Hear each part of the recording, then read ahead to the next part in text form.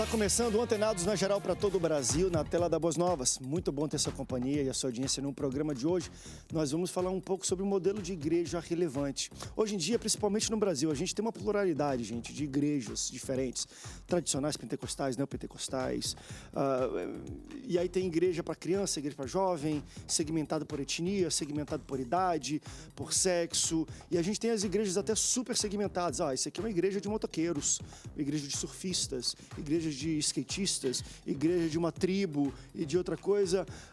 São modelos interessantes, isso propõe um equilíbrio. O que a Bíblia fala sobre um modelo equilibrado e ideal de uma igreja relevante? Vamos falar um pouco também sobre a modernização da mensagem, da estrutura da igreja e por aí vai. Principalmente no Brasil hoje, a gente fala, poxa, é bom que tem igreja para todos os gostos. Será que isso é bom? Igreja para todos os gostos, é no sentido que a gente imagina que a igreja tem que se adaptar à pessoa e não a pessoa à igreja. A gente vai debater um pouco sobre isso hoje aqui no Antenados na Geral. Para falar um pouco sobre isso, recebo ele que é pastor da Igreja Cristã da Aliança, pastor Jean Pires. Pastor, bem-vindo ao Antenados na Geral. Obrigado, André. Mais uma vez, é muito bom a gente estar junto para debater assuntos que são relevantes para a vida da igreja mesmo, a fim de que a gente possa, de alguma forma, ajudar irmãos sinceros que estão querendo servir a Cristo. Te incomoda a terminologia igreja self-service? Eu vou lá e pego o que eu quero, escolho o que eu quero e vou. É muito. E também a gente vai debater sobre isso também com ele, que é pastor da Assembleia de Deus, no Fonseca, em Niterói, meu amigo pastor Celso Brasil. Obrigado pela sua presença mais uma vez, pastor. Que bom, André, estar aqui para, mais uma vez, aprender aqui e servir. Obrigado, Estou aqui para servir. É isso aí, juntos. Obrigado, pastor, pela sua presença. Também recebo ele que é pastor da Igreja Tempo de Obediência e Propósito, também escritor e fundador do projeto Soma ou Some, Maicon Balbino, meu amigo. O nome da igreja, tem um top ali, tu falou na placa ainda. Igreja Tempo de Obediência e Propósito, as iniciais, Igreja Top. Igreja Tempo, entendi, a Igreja Top, Sim, gostei. sim. Então falar um pouco também sobre isso, é um projeto Claro. novo, ele é segmentado para algum tipo de faixa etária, mas a pegada de louvor dele é um pouco mais segmentada. Que é um pouco nisso também, a gente vai falar um pouco sobre isso, que é o que a gente vive hoje, né? Modernização, adequação a estilos, a idades, a bairros diferentes. No Rio de Janeiro é um país. Existem igrejas, a Assembleia de Deus em um bairro que é totalmente diferente da Assembleia de Deus em outro bairro pelo ambiente onde ela está inserida. A gente também vai falar sobre isso com ele, que é pastor da Igreja Assembleia de Deus, Marechal Hermes, também é professor e escritor, pastor Rubens Teixeira. Bem-vindo ao Antenados. Mais uma vez, André, é um prazer estar aqui com você, com os nossos companheiros, que é o pastor Celso Brasil, que é amado pela minha família inteira e todos os nossos irmãos que eu estou conhecendo. Aqui. É uma figura de autoexpressão, missionário, trabalha na Índia. E todos os irmãos aqui também que eu estou conhecendo hoje e a todos os telespectadores. Deus abençoe a todos. Obrigado pela sua presença. Também recebo ele que é pastor-presidente na Escola de Ativação Profética em Recife, também é líder da Rede de Mobilização Missionária. Pastor Gelson Beck, pastor, bem-vindo. Boa tarde a todos, alegria poder servir e participar desse tema. Obrigado. Olha, você pode participar durante todo o programa.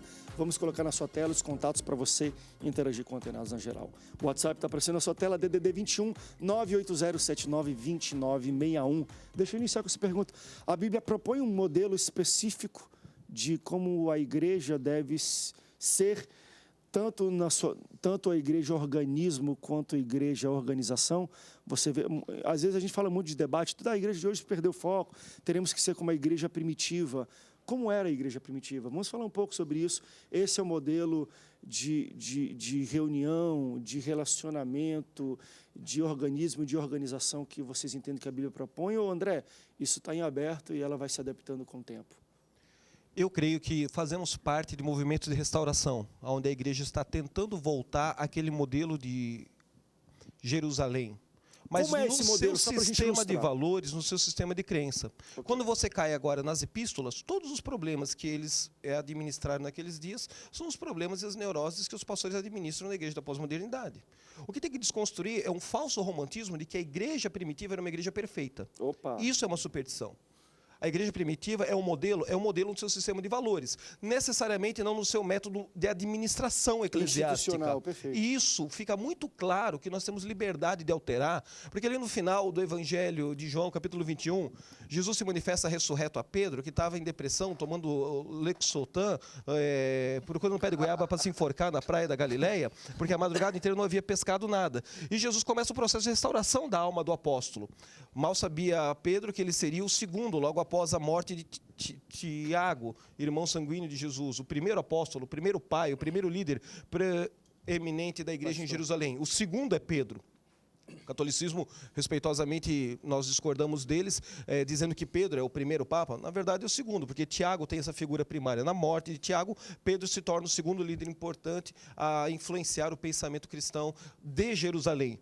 Quando o mundo é gentílico, a maior força, o maior lobby de influência não é Pedro, é Paulo. E acabou o assunto. Só que naquele processo de restauração da alma do apóstolo Pedro, o diálogo de Jesus com ele é: Pedro, tu me amas? Amo. Pedro, tu me amas? 3 vezes. Amo. Pedro, tu me amas? Ele já não sabia mais o que fazer, chorando, se quebrantando, digo: eu amo. Então, apacenta os meus cordeiros, as minhas ovelhas, conforme a tradução que o telespectador tiver na sua casa. Nesse comissionamento que Jesus está dando para Pedro para confirmar a fé dos seus irmãos, está implícito nesse comissionamento de Jesus para Pedro que ele vai criar métodos administrativos eclesiásticos, que ele vai criar e vai organizar, que ele vai usar a criatividade dele. Jesus não disse para eles que os apóstolos não poderiam servir às mesas para servir comida no bandejão da igreja de Jerusalém. É eles que se reúnem ali em capítulo 4 de Atos dos Apóstolos e dizem: olha, nós temos que gastar tempo com a palavra e com a oração. Vamos escolher diáconos, e o Espírito Santo de Deus vai inspirar esses caras. E o Espírito Santo de Deus vai capacitar esses caras para que atendam o serviço de diaconia com o conflito, né, das viúvas judias que pegavam a sobrecoxa e as viúvas gregas que só pegavam carne de pescoço no bandejão da igreja em Jerusalém. Então eu creio que existe um valor bíblico do primeiro século que é bíblico, ele é eterno. Mas não é um modelo de igreja perfeito que as pessoas hoje, quando falam da igreja primitiva, parece que lá não tinha sodomia, parece que lá não tinha relação de incesto, como no caso de Coríntios, parece que lá não tinha barbaridades que a gente vê nos dias de hoje. Parece que é só na igreja dos dias de hoje.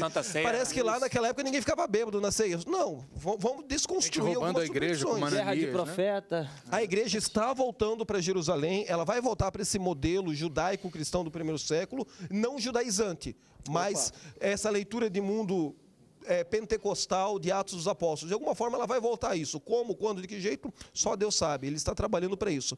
Mas o método administrativo da igreja não está implícito ali.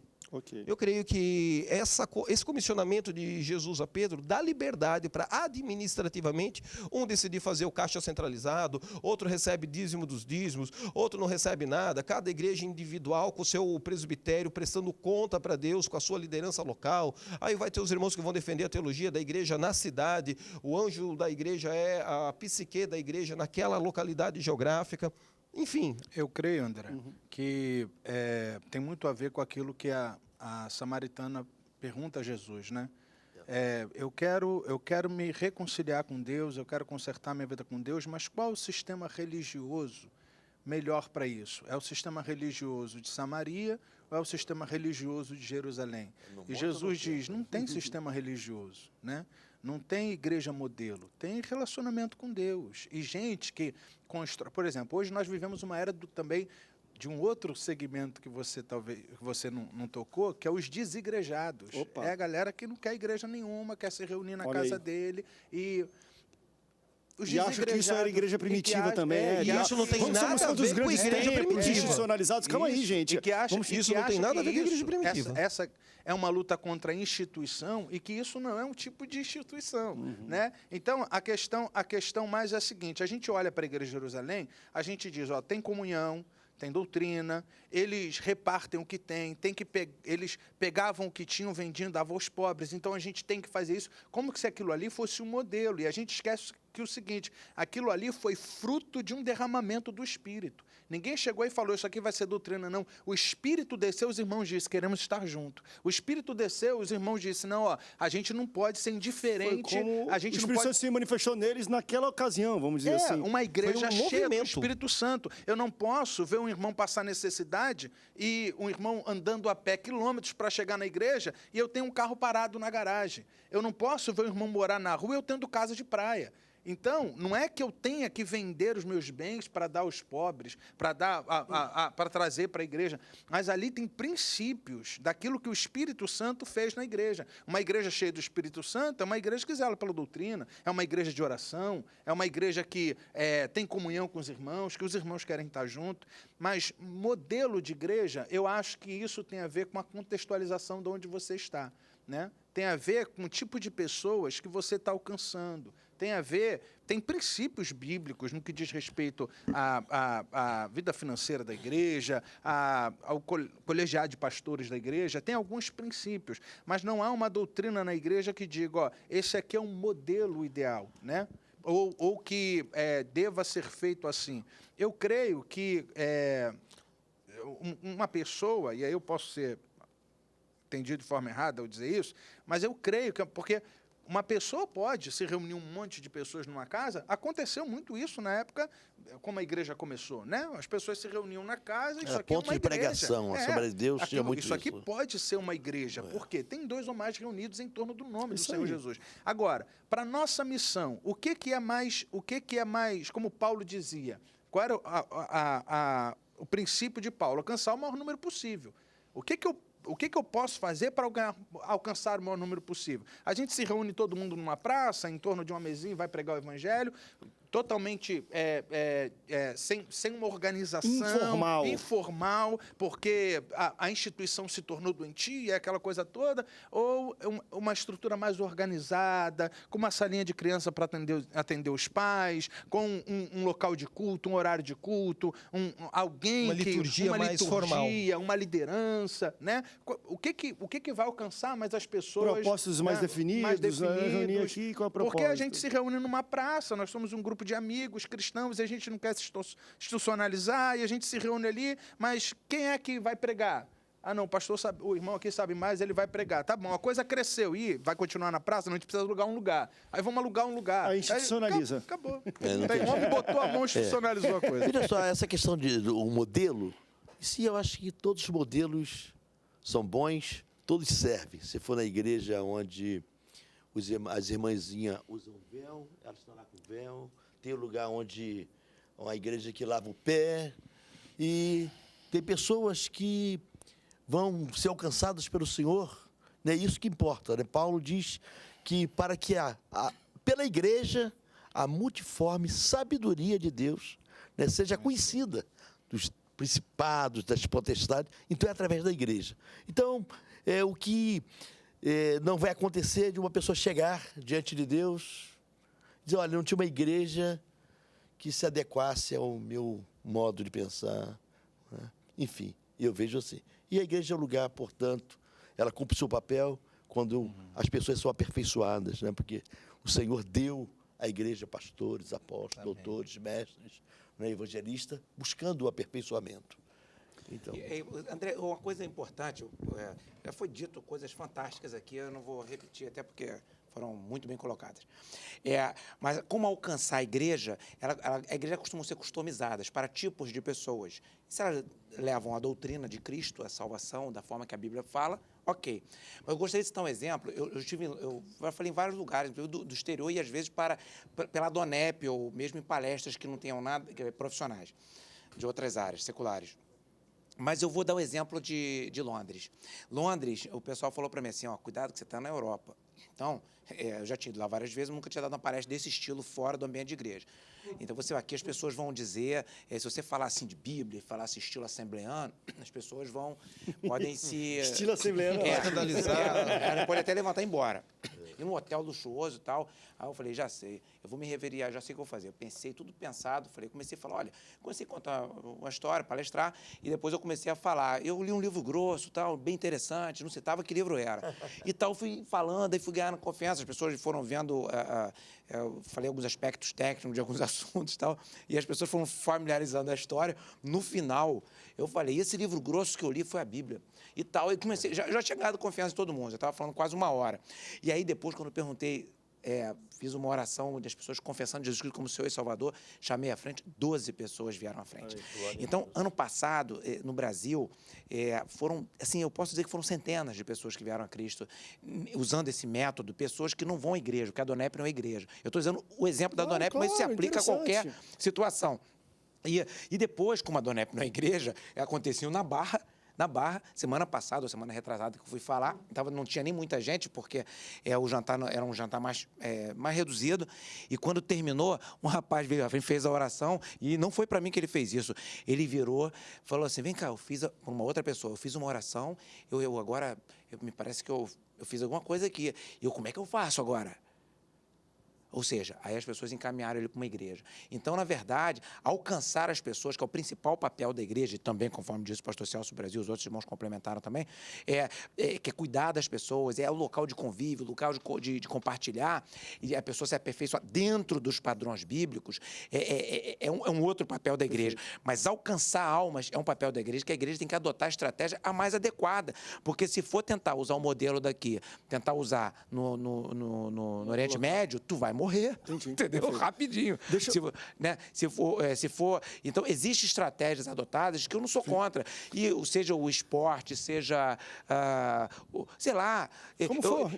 Por exemplo, num dos jantares da Donep, eu levei 5 pessoas com doutorado, gente poliglota do Banco Central, difícil de se levar à igreja. Mas eu apelei para tudo. Um deles, um ateu, falei, cara, você vai lançar um livro comigo, vamos lá comigo, o livro é teu, também estou assinando o livro. Eu pago o teu jantar, esse apelo é bom. Às vezes até a gente faz isso, às vezes fazemos isso, entendeu? Perfeito, tudo claro. para fazer o cara refletir sobre a mensagem do Evangelho. Deixa eu puxar, vamos para um rápido intervalo. Na próxima, eu vou até sair um pouquinho do assunto, mas me sinto à vontade para poder introduzir esse assunto, que eu acho que vai ser de relevância para o nosso debate. Eu queria saber qual a opinião de vocês, que são tão, enfim, bem formados e informados, sobre como é que vocês imaginam no Brasil, agora eu vou falar mesmo de questão denominacional, ligados a movimentos. Então, a gente tem as igrejas históricas, tradicionais, pentecostais, neopentecostais.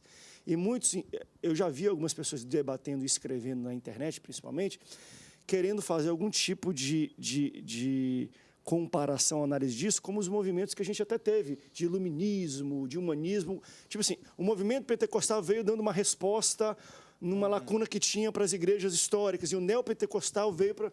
Vocês entendem que é mais ou menos assim, esses movimentos de igrejas no Brasil têm uma razão específica e também social para acontecer?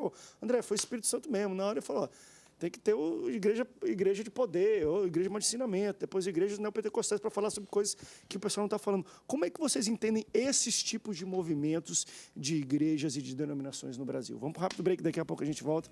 Não sai daí, o Antenados volta já já.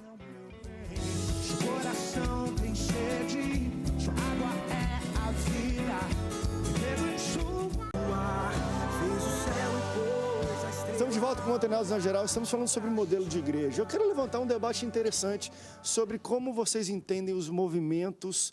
Como é que a gente classifica isso? É movimento dos segmentos de igreja, tipo movimento pentecostal? Porque até onde eu sei, e vocês sabem melhor do que, mas igrejas históricas, depois vieram as igrejas que a gente chama de tradicional, depois das tradicionais as igrejas pentecostais, e agora, de 30 anos para cá, talvez mais, o que nós classificamos como neopentecostal, que, pasmem vocês, é um rótulo ou uma segmentação muito brasileira. Nos Estados Unidos, que sempre, na verdade, se inicia esse tipo de pensamento de desclassificação, eu já conversei com vários grandes líderes e falaram, movimento é uma igreja neopentecostal. O que é neopentecostal? Uma coisa muito tupiniquim, isso. Vocês já pararam para pensar, porque isso é uma resposta, além de espiritual, social também?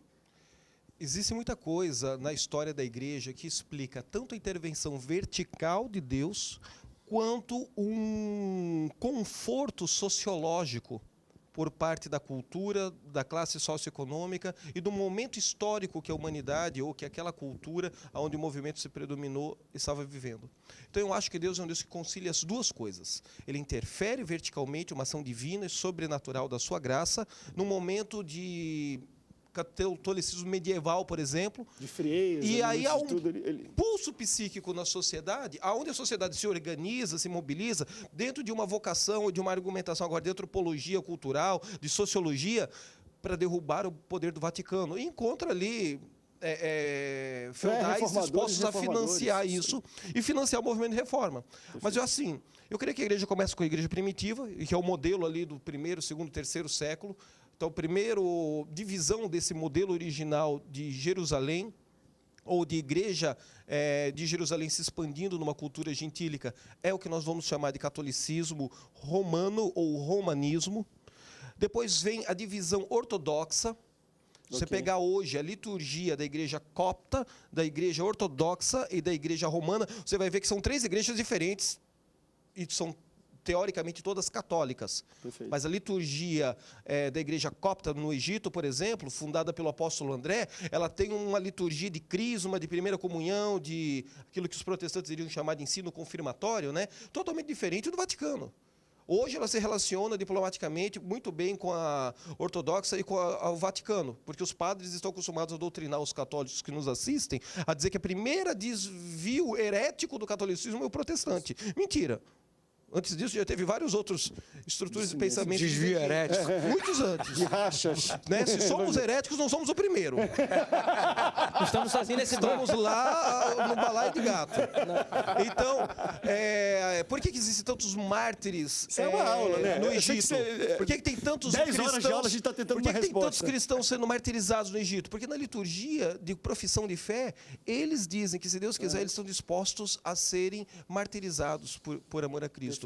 Isso não acontece na igreja católica, isso não acontece na igreja ortodoxa, mas na igreja copta, fundada pelo apóstolo André, que foi martirizado, e que treina cristãos coptas para, se necessário, morrerem martirizados. Foi o que aconteceu, acho que no Estado Islâmico, porque Recentemente, com claro. 31 foram cristãos Exatamente, coptas, né? Foram dessa igreja. exatamente. Eles têm essa identidade Exatamente, desde a sua fé. liturgia, que é uma ordem, que é um texto litúrgico diferente do romano. Mas, enfim, todos estão ali no guarda-chuva católico. Cai o movimento protestante. Bom, você pode chamar aí de luterano, presbiteriano, batista, que já é considerada a terceira reforma protestante. Depois você vai cair nos anglicanos. Depois, conforme o país, muda o nome. Inglaterra, anglicanismo. Suíça, presbiterianismo. Alemanha, luteranismo. Holanda, os batistas. Conforme o nome do país. Então, há sempre uma intervenção vertical de Deus, uma ação da graça e do poder do Espírito Santo de Deus, soberana e vertical. Mas há uma resposta sociológica dentro de uma identidade de antropologia cultural. E isso vai fazer com que um tenha uma liturgia, outra liturgia, um pense de um jeito, outro pense de outro. Depois o movimento protestante, vai vir um movimento de santidade que antecede o movimento pentecostal, vai vir um movimento evangelístico que é a reforma da reforma, né, dentro de uma igreja que já era anglicana, que já era protestante, que já havia rompido com o Vaticano. Existe agora os metodistas, existe mais recentemente dentro dos metodistas os wesleyanos, e assim então o tempo nos enforca aqui nessa tarde.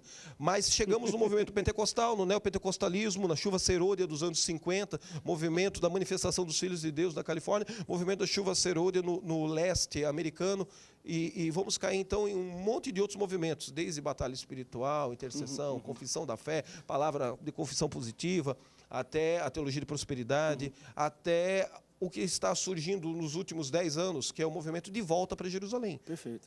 No Brasil, de forma resumida, históricas tradicionais pentecostais e neopentecostais, né, como modelo de... Eu não vou dizer nem de estrutural, nem... É litúrgico e administrativo. Teológico Acho que e seria de administração enfoque. eclesiástica. De enfoque, porque não é nem de doutrina, porque dentre as pentecostais ou até neopentecostais, eles divergem doutrinariamente de algumas coisas, né? E de administração, Até mas as são tradicionais divergem. Não, Se a gente fosse entrar no exato. debate de Mas arminianismo é mesmo de e enfoque, calvinismo... né? De enfoque, entendeu? talvez, né? Na verdade... Mas vocês entendem, todos têm o seu proveito e são interessantes. Eu penso o seguinte, tudo aquilo que tem a mente humana, é possível ter desvios e mal entendidos e tudo mais. Agora, tudo aquilo que tem a Bíblia, a palavra de Deus, a chance de acerto para quem segue a Bíblia é 100%. Então, se alguém mostrar a Bíblia para o outro, não sou... Primeiro, para começar a história, não sou eu que convenço uma pessoa. Eu não tenho poderes disso. Não é a religião, nem a religião. Olha, isso é tão real na minha mente que às vezes as pessoas esperam de mim, se eu pegar um ateu, um agnóstico, ou uma outra pessoa que queira confrontar a Bíblia, que eu vá atropelar ele do ponto de vista científico. Uma vez um ateu perguntou para mim, você sabe o negócio do carbono 14? Eu falei, cara, você esqueceu que eu sou engenheiro nuclear, pô, você fazer a conta, mas não é por aí que eu quero conversar. Eu tenho tanta convicção que não é isso que vai convencer o cara, que eu falo, não vai por esse caminho, vamos conversar pelo caminho da palavra de Deus. Porque quem convence o homem do pecado, da justiça e do juízo é o Espírito Santo. Então, se alguém ensina Não a é a Bíblia de letra, forma é o Espírito. ignorante, de forma, se o cara mostrar a Bíblia para o outro, mesmo de forma ignorante, como muitas vezes irmãos da própria Assembleia de Deus, por simplicidade, falam coisas que não estão na Bíblia, e ele está fazendo má fé? Claro que não. Está ali tentando ganhar alma no lugar que eu não estou indo. Então, como é que eu vou falar dele? Como é que eu vou falar dele? Eu tenho que tentar ajudá-lo, porque ele está sendo um herói da fé. Agora, a hora que a pessoa toma contato com a palavra de Deus, com a santa palavra de Deus, aí o Espírito Santo entra, meu amigo. Aí, qual a importância se foi eu, se foi a mula que falou, se foi a mão do Senhor que falou na parede? A voz do Senhor fala alto à alma humana.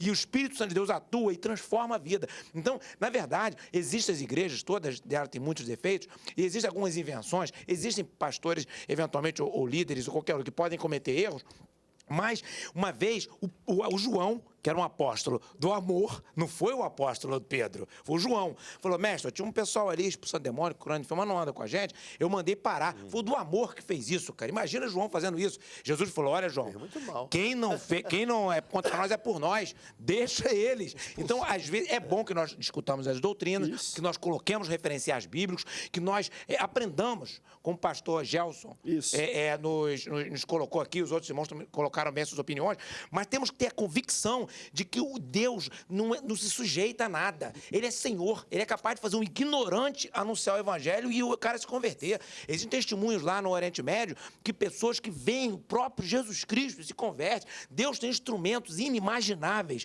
para poder fazer com que a pessoa conheça a palavra de Deus. E às vezes numa igreja que fala meio que um pastor exagerado, e eu digo exagerado com respeito, porque se ele tiver boa fé, tem o meu respeito. Eu exagero, é o julgamento meu é humano.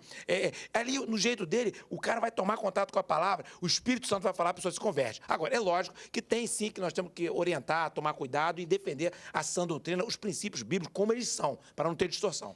André, você qualificou aí os tipos de igreja, né, de segmentos. Segmentos que hoje a gente se depara, então, fala, né? Eu acredito, eu tenho uma igreja muito nova, eu sou cristão. Eu tenho 29 anos, sou cristão há 25 anos. Eu ganhei meus pais para Jesus, que eram do Candomblé, enfim, oriundo da Assembleia de Deus de Madureira, me batizei lá, diácono, fui crescendo devagarzinho lá. E quando a minha igreja que eu pastoreio hoje, ela tem 7 meses. Eu acho que não está nem dentro desses segmentos aí, eu não sei de fato o que é. E Jesus, né? Que gaveta eu coloco ela? Isso, eu não sei nem o que eu faço. Você falando, eu falei, e aí, Eu tô até Deus? com ele, poxa, eu tô me sentindo excluído disso aí, André. E aí, Deus, como é que é? Eu não sou de sei. qual? Mas quando foi um conflito, o maior conflito para eu conseguir abrir igreja foi comigo, não foi com ninguém. Porque eu tinha todos os recursos que eu precisava, mas eu não sabia como. Como é que eu vou encarar isso, Deus? Eu sou da igreja tradicional, e aí? E aí Deus falou para mim assim, Deus, o que eu preciso? Deus falou assim, ó, você precisa de 2 coisas. Eu estava na Alemanha, saindo de Munique, indo para Ingolstadt, cidade do Frankenstein, dirigindo na Autobahn, e Deus falou para mim, você precisa de 2 coisas. Primeiro, é que a sua igreja seja obediente. E outra, que ela tenha um propósito. Por isso o nome da igreja.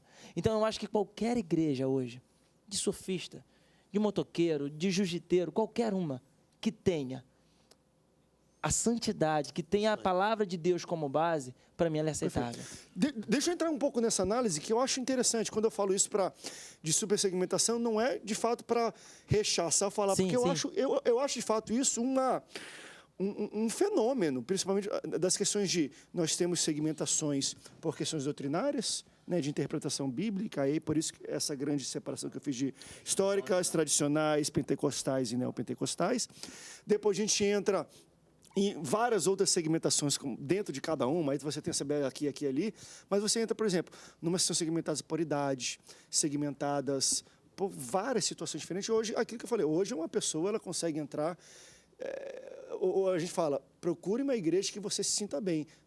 É impossível existir um ser humano hoje que não encontre uma igreja onde ele se sinta bem. Rio de Janeiro, então? Só que eu me pergunto, até que ponto isso é bom?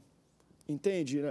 Ele entender que ele pode entrar numa igreja, que ele se sinta bem, que ele talvez não se sinta tão enfim, né, exposto. Eu acho que essa é a questão. Entende? É bom que a gente abraça todo mundo, mas até que ponto esse abraço é só de conforto, não é um abraço mais forte que um pai dá no filho, ó, não me desobedece, não confronta o cara. Eu acho que a questão é essa. A gente está tentando tornar a igreja um lugar confortável e não confrontável, né? E aí eu costumo pensar o seguinte: eu sou Eu planto igreja há 15 anos, né? E eu penso o seguinte, que a gente pode mudar tudo, né? Tudo, o odre velho pode trazer problemas sérios para o vinho, né? Pode fazer com que o vinho se desvá. Então, a gente pode renovar a odre, a gente não pode mudar vinho, né? A gente não toca na mensagem do Evangelho. A mensagem do Evangelho é uma. Você é pecador, está caminhando em direção ao inferno, só tem um caminho. Só tem um caminho que você, entrando por ele, encontra a salvação e acha Deus. O caminho é Cristo. A gente não toca na mensagem. Agora, a questão maior é o seguinte, a gente, até que ponto a gente está tentando tornar a igreja um ambiente tão confortável. E a gente tem, então, dentro da igreja, pessoas que estão inscritas no hall de membros. Eu peço que os irmãos escandalizem o que eu vou dizer, mas estão inscritas no hall de membros, tomaram um banho de piscina, mas a igreja foi o seu passaporte para o inferno.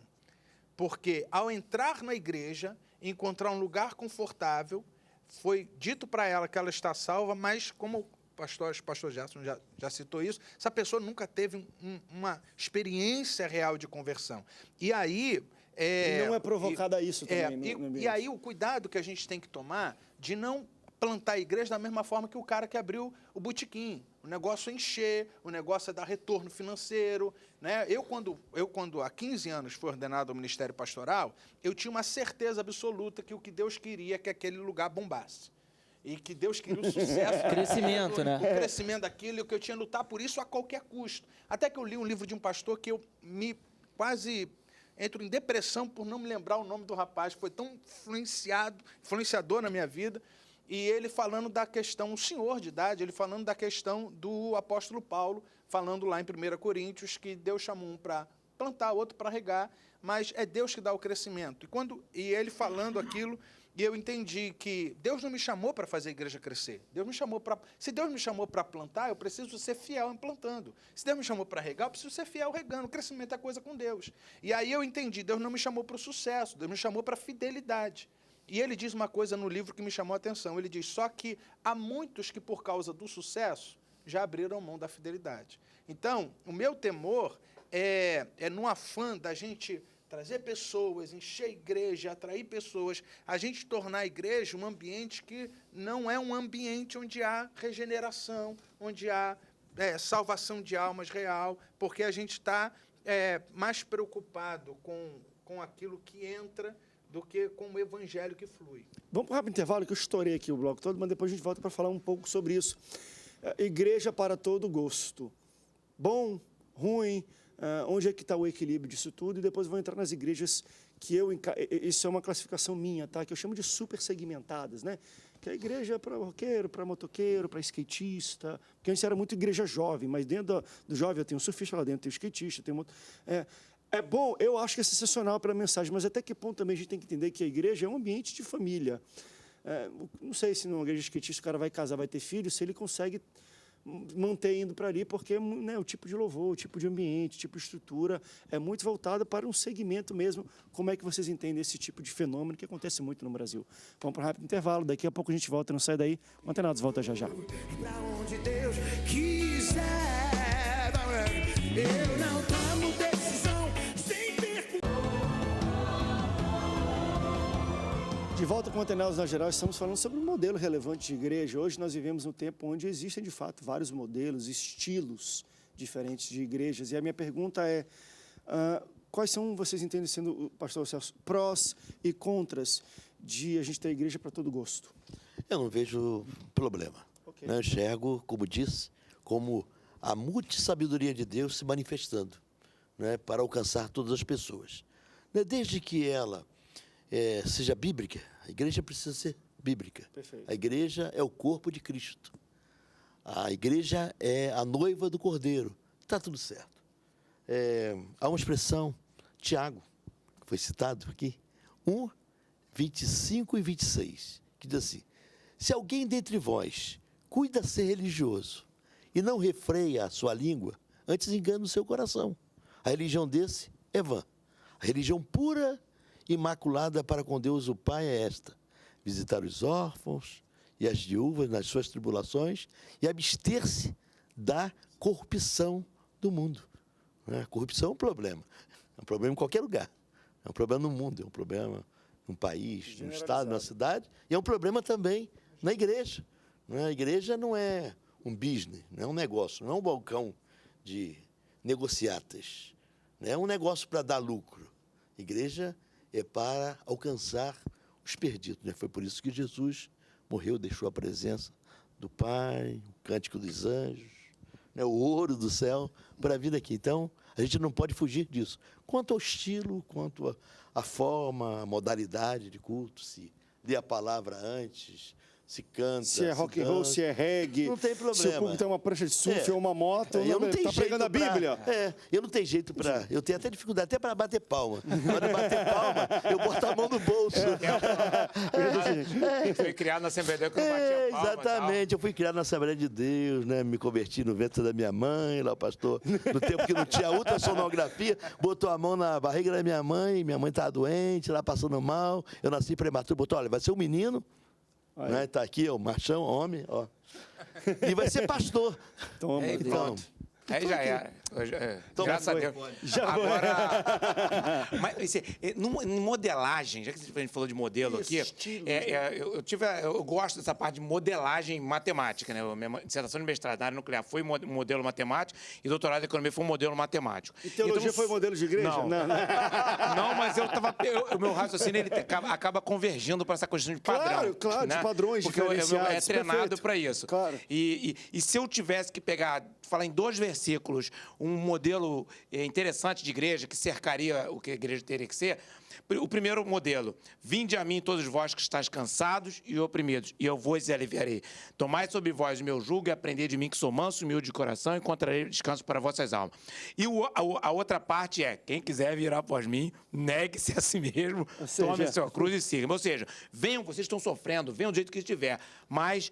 Se você quiser ficar aqui comigo, não é na igreja, com Jesus, tem que negar a si mesmo. Negar a si mesmo é um negócio que eu tenho que fazer todo dia. Não adianta, até eu morrer. Enquanto eu estiver vivo, eu vou ter que negar a mim mesmo. Porque eu sou confrontado diariamente pela palavra de Deus. Isso é algo que é desgastante, até psicologicamente, às vezes. Você tem que olhar e falar, não, o caminho é esse. Eu não posso ir por esse caminho, o caminho é esse. É o tempo inteiro, a nossa natureza, ela vai tentar, de alguma maneira, em algum momento, em alguma situação, levar você a cometer alguma coisa que desagrada a Deus. Quando você está ligado na palavra de Deus, você vai ser confrontado. O irmão falou sobre isso. Se a gente não é confrontado nunca, tem alguma coisa errada. Ou a natureza sua não é mais humana, tá certo? O que é pouco provável, ou a pessoa já se distanciou de Deus. Porque a palavra de Deus nos confronta terrivelmente. Nos confronta terrivelmente, tanto que diz acho que em Tiago também, né? Que a vereda do justo é como a aurora do dia, que vai clareando até ser dia perfeito. Isso me dá um conforto enorme. Eu acredito. Né? Porque eu sei que esse confronto faz parte do meu dia a dia com Deus. Sim. André, eu acredito o seguinte. O apóstolo Paulo, ele diz o seguinte: fiz de louco para ganhar os loucos. E aí ele vai seguir uma série de exemplos. E eu conheço um pastor, eu vou dar testemunho de um homem que eu conheço, o pastor Vitor Alamino, da Igreja Deus Tem Mais. E ele é o líder do Águias de Cristo, a igreja dos não é que é a Igreja dos Motoqueiros, é um projeto que tem em todo o Brasil. Muito legal, conheço. Muito legal. O pastor é o líder, ele já pregou na minha igreja. Então, assim, no dia que ele foi lá, ele falou: Varão, tu quer que eu vá como? Como pastor, como águia. Eu venho como águia. Ele foi com aquela roupa preta. E o que esses caras ganham de alma? Eu vou falar, quem está fazendo isso? Por que eu não vou aceitar? E aí, outro dia, eu entrei lá no Face dele, ele postou lá no Instagram, e eu vi, cara, um culto do cara. Eles ganharam 100 e poucos motoqueiros para Jesus. Aonde que uma igreja, assembleia, onde uma igreja como a minha ia ganhar esses motoqueiros, cara? Perfeito. Então, eu creio que é um projeto aceitável para ganhar almas. E o que o senhor falou aí, doutor, foi muito interessante. A questão é, vem, e agora vamos tratar isso daqui. Vem do jeito que está, me fiz de louco para ganhar louco, mas não continuei louco. Paulo ele não continuou louco. Foi uma estratégia que ele teve para ganhar os caras e agora vamos para o discipulado que é tratar. Então, a questão é essa, a igreja que tem o Senhor, que é cristocêntrica, está valendo.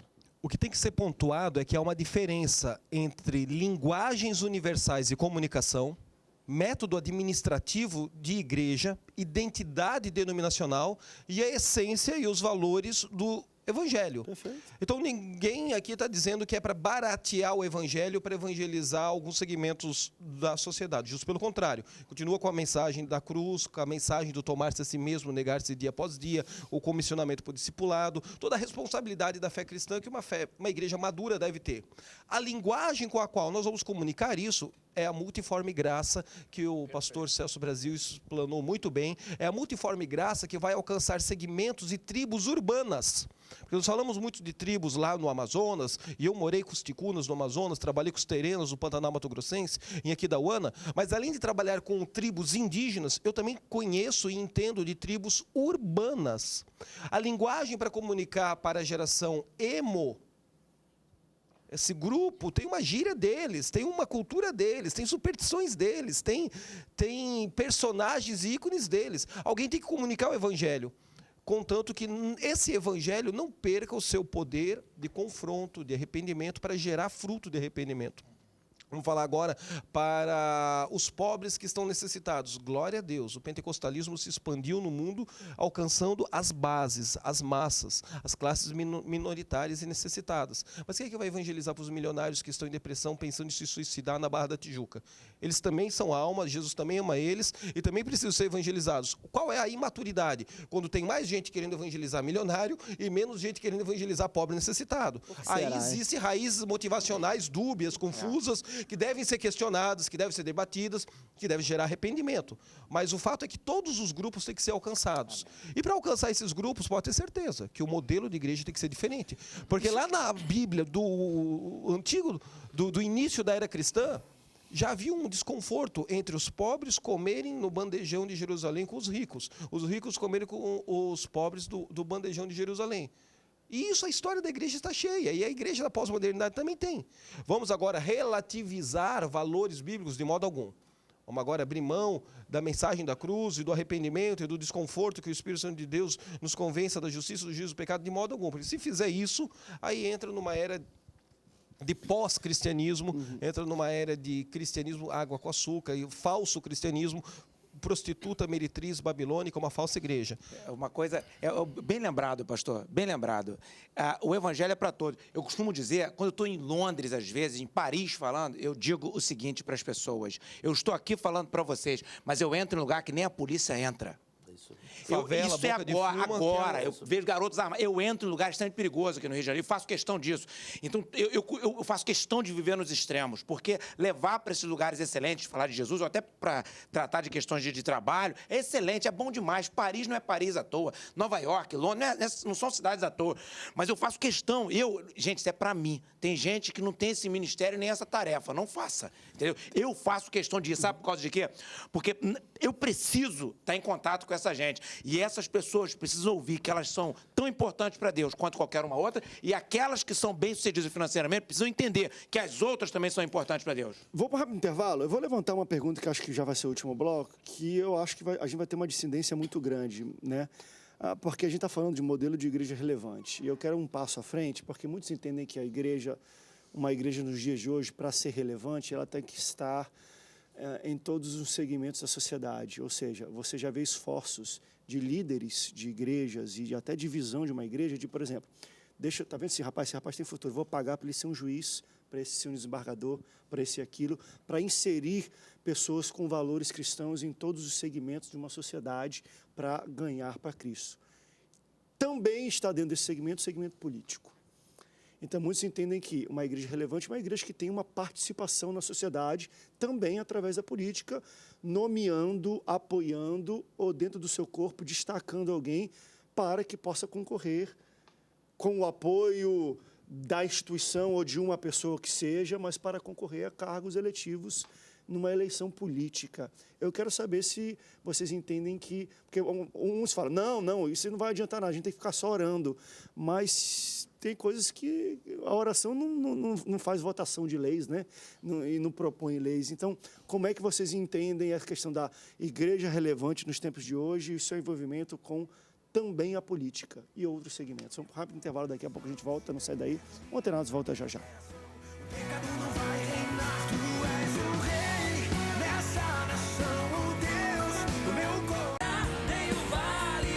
último bloco do Antenados na Geral, estamos falando sobre o modelo de igrejas relevantes. Esse foi um programa que a gente falou de A a Z. A gente começou de, enfim, dia a dia, falamos de denominações e segmentos, e eu estou falando hoje porque muitos têm um entendimento que uma igreja relevante é uma igreja que tenta atuar e estar presente, influenciando todos os segmentos, níveis da sociedade, como falou, tem aquela questão que eu acho que o pastor Gelson vai falar para a gente elucidar melhor, mas vamos inserir pessoas nas artes, pessoas na política, pessoas na justiça, pessoas em todos os segmentos para poder influenciar com um caráter cristão ali. Claro que de todos esses, o mais polêmico é quando a gente fala do envolvimento político da igreja, né? Nomear, destacar dentro do seu corpo de membros uma pessoa ou apoiar pessoas para uma eleição. Vocês entendem que isso é uma maneira da igreja se tornar relevante, ou vocês acham que, André, relevância necessariamente não tem a ver com isso? Eu acho que a igreja, fazendo o trabalho social que ela faz, orando pela sociedade e ganhando vidas, ela também é relevante sem precisar inserir pessoas em segmentos da sociedade, principalmente na política. Eu creio que você está introduzindo a teologia dos 7 montes. Tem um livro muito interessante do John Eagle, de Atlanta. Ele tem uma igreja lá de 2.000 pessoas que reescreveu livros. Não é dele essa visão, mas ele fez isso se expandir do ano passado, ano retrasado, no mundo todo, com mais de 100 milhões de cópias do livro A Visão dos 7 Montes. Já existe em língua portuguesa, não vou lembrar a editora, mas procurando aí na internet o pessoal encontra. Basicamente, o que eu entendo é que a igreja precisa redefinir o seu conceito e o seu entendimento do grande comissionamento. Principalmente eu que venho de uma teologia luterana, de reforma protestante, e passei por uma experiência pentecostal, fui ensinado de que a tarefa da grande comissão é ganhar almas. E isso é uma verdade manca, é uma verdade, mas é uma verdade plena. A tarefa da grande comissão, além de ganhar almas, é transformar comunidades. É batizar, é doutrinar, é disciplinar, é trazer o reino de Deus com evidências visíveis de valores invisíveis na psique da sociedade. Nesse processo de ganhar almas, eu posso correr o risco de fazer prosélitos e não necessariamente estar trazendo o reino de Deus com a sua justiça e com a sua alegria. Então, é uma discussão complexa que não cabe a resposta da pergunta. Mas, nesse processo de transformar comunidades, como é que os grandes líderes estão concluindo? Que os avivamentos são maravilhosos, são verticais. Mas, quando eles não passam de fenomenologia da religião, eles também não passam de 5 a 10 anos. Janelas de graça, onde nessa atual dispensação o céu se abre, milagres, prodígios, fenômenos miraculosos e crescimento numérico acontece, mas depois de 5, 6, 7, 8 anos passa. Estive na Coreia do Sul pregando e eu percebi que a América Latina tem que aprender com os avivamentos asiáticos. No exato momento está acontecendo coisas em Fuji, nas Ilhas Fiji, está acontecendo coisas em Singapura e aconteceu nos anos 70 em Seul. Que se você for lá, não tem mais os milagres que tinham nos anos 70. Você lê os livros do Po Yu Shu e fica apaixonado. Eu também estive com ele 2 horas, almocei 2 vezes na minha vida com esse homem. Ele te inspira. Mas hoje a igreja dele não é uma igreja de paralítico andar e cego vir. Só que ele conseguiu entrar nas 7 áreas de influência de Seul. Ele conseguiu não só botar pessoas dele, da instituição dele, mas ele conseguiu influenciar uma geração de líderes para botar cristãos de diversas linhas e vertentes denominacionais evangélicas, de confissão protestante ou pentecostal, com os valores do reino de Deus, mudando vícios e hábitos de jurisprudência, vícios e hábitos políticos, vícios e hábitos da segurança pública, vícios e hábitos das artes, mesmo, das danças, do entretenimento, vícios da música. A música que uma cultura, que um povo, que uma nação ouve e expressa e reflete muito da psique. A linguagem artística é muito próxima da linguagem profética. É uma veia muito tênue, por isso que a grande maioria dos artistas se tornam esotéricos, ocultistas, inclinados para o mal, ou profetas verticais genuínos do Senhor. Essas áreas de influência, como, por exemplo, a montanha da mídia, a montanha das comunicações. Se você crê que ela é do diabo, ela será do diabo. Mas se a igreja crê que ela tem a tarefa de treinar os jovens, treinar os líderes, gerar uma geração para entrar ali e fazer um novo modelo de mídia. Por quê? O que é o espírito de falsa profecia? O espírito de falsa profecia nada mais é do que a falsa mídia, o falso marketing, a falsa propaganda, a falsa notícia, a fofoca, em última instância. É um setor da sociedade que, se tiver com os valores do reino de Deus, vai manifestar verdade. E se tiver na mão de ocultistas, esotéricos, feiticeiros, vai manifestar mentira. Então não adianta você orar, jejuar, interceder, pedindo um avivamento no Senado Federal. se você não está disposto a mobilizar pessoas e levantar uma nova geração de militância política para daqui a 30 anos nós temos homens e mulheres apaixonados pelo reino de Deus ocupando cargos majoritários. Pastor, eu acho isso interessante, mas quando o André fala essa questão da igreja relevante, me vem à cabeça o seguinte, o que seria a igreja relevante, né? Quando eu penso nisso, eu penso o seguinte, por exemplo, a nossa igreja, a comunidade que eu faço parte, está inserida num bairro chamado Freguesia. E a gente trata muito dessa questão de ser ali uma igreja relevante. Eu penso, o que seria uma igreja relevante? Uma igreja que, se deixar de existir, faz falta. Né? Não pode essa igreja deixar de existir ali e as pessoas... é como se a igreja... Tanto fez. Tá? Talvez o social seja a linguagem para a freguesia, eu não conheço o bairro. Mas aí a questão é a seguinte, que eu penso é o seguinte, será que eu vou ser uma igreja relevante na freguesia fazendo obra social? Aí eu penso, se a nossa igreja deixar de fazer obra social, eu acho que o centro espírita ali da freguesia cobre bem essa parte. Né? Se eu deixar de ter uma igreja com entretenimento para atrair jovens, se eu tiver uma igreja assim, essa igreja deixar de existir, o baile funk faz esse trabalho. Né? Então, assim, essas questões de até que envolve essa questão de modelo de igreja, né? Se deixar de existir uma igreja de entretenimento, se deixar de existir uma igreja de milagre, você abre lá é lógico que milagre, eu estou usando essa expressão, mas é para que os irmãos não entendam, né? Você abre lá o jornal O Dia, a página última do jornal, tem lá a gente agradecendo o Exu Caveira pela a pessoa amada que voltou em 3 dias, tem lá, se a busca é só por milagre, né? Tem gente que supra essa área. Agora, a questão é o seguinte, há uma área que só a igreja pode fazer, que só a igreja do Senhor Jesus Cristo pode ser relevante nessa área, que é a pregação do evangelho. O espírita, ele pode dar comida e roupa nova para o mendigo, mas só o evangelho de Cristo transforma o interior do mendigo, né? Há uma coisa que só a igreja pode fazer, que é proclamar o evangelho e encarnar o evangelho. De dentro para fora. Bom, eu queria continuar porque o debate começou agora nesse último bloco, né? Mas depois eu vou levantar isso que está subindo já as letrinhas aqui, mas para falar um pouco sobre isso. A área de atuação e essa área da relevância, que na verdade esse é o começo do debate. André, fica como pauta mudando o interior, muda uma coletividade, muda uma sociedade. Tem isso. Né? Tem os dois lados. Pode também atuar de fora para ajudar, mas enfim. Que aí entra os aspectos eu acho que a gente está todo mundo de consonância aqui. Pastores, obrigado pela aula. Hoje foi alto. Cada fala que vocês deram, eu aprendi muito e você também. Muito obrigado pela sua audiência. Deus te abençoe. Até o próximo Antenados na Geral. Tchau, tchau.